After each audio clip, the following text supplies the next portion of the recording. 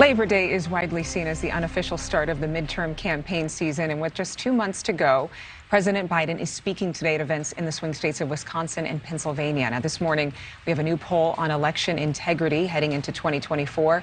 67% of voters think it's either somewhat or very likely that some officials will refuse to certify the results of the next election. For more, Niall Stanage, our friend from the Hill, is joining us right now. Niall, Democrats and Republicans, they both agree widely that our election results are politicized, but they differ on what the root causes are, right?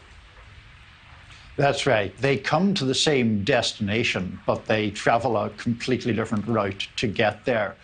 To summarize, Adrienne, Democrats' concern primarily is about voter suppression. It's about people who are entitled to vote and might be prevented from doing so.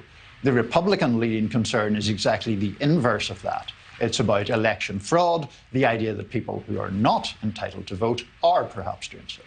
But what evidence is there? Is there evidence among Republicans who say that one of their biggest issues is that people who should be ineligible to vote are able to cast a ballot, or they're not being counted properly? And then is there clear-cut evidence from Democrats' claims that there is voter suppression?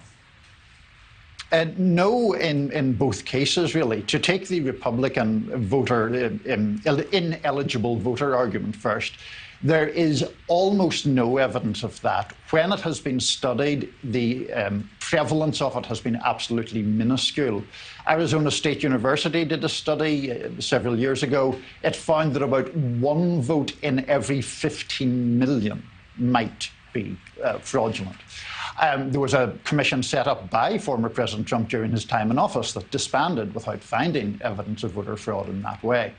On the flip side, the Democratic argument about voter suppression, this is really a fascinating one. There was an expectation that some laws passed recently would suppress turnout, particularly in some southern states, and so far that hasn't happened. Just to cite one example there, Georgia passed an extremely controversial law.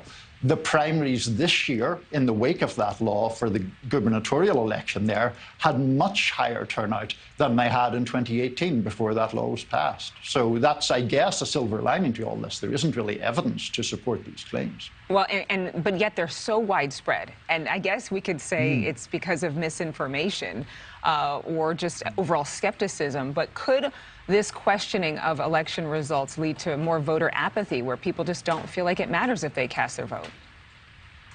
Yeah, it absolutely could. And I think that's one of the big dangers. And I think it's one of the reasons why, it's important for us to have these kind of discussions rather than some of the more sensationalist discussions you might see other places. Voting, for the most part, is safe and fair in this country.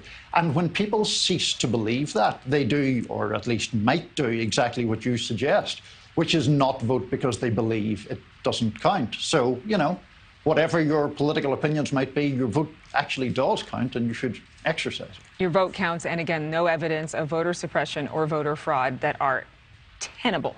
But President Biden has said on the record that certain Republicans are threatening the foundations of democracy in his recent primetime address. Then you have Democrats pointing out the fact that there are Republicans campaigning right now who are 2020 election deniers. But in many states, Republicans are saying that elections are still riddled with fraud. So is there any chance of unification here? Is there any chance that people's eyes are opened to the reality, or are we in a perpetual stalemate?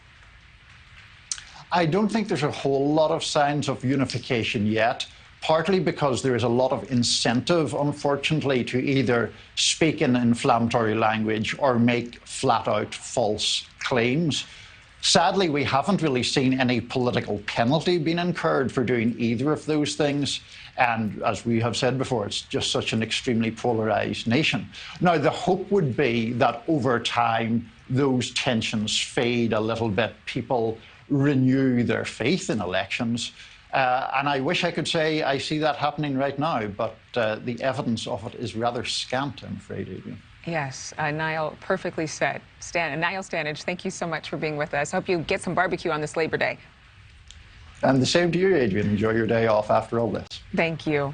Thank you for watching. Go to newsnationnow.com to find NewsNation on your television provider. And don't forget to click the red subscribe button below to get more of NewsNation's fact-driven, unbiased coverage.